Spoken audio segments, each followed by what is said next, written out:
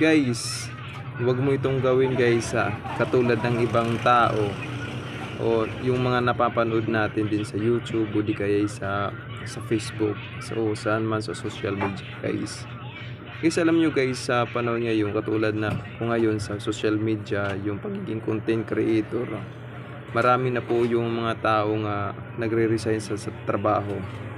Marami na pong taong nagba-vlogger katulad ko.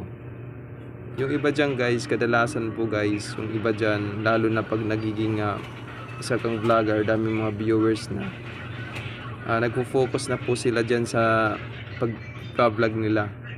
Tapos iniiwan na nilang trabaho, nagre-resign sila. Dahil akala nila yung pagiging reels creator ay madali lang, easy money. Tama yan. Dahil guys, umaasa rin sila sa pagiging content creator nila. Dahil sabihin nila, malaki naman ang viewers ko, kikita ako. Guys, bago tayo iwanan yung trabaho po natin, siguraduhin po natin guys yung talagang kumikita na tayo dito sa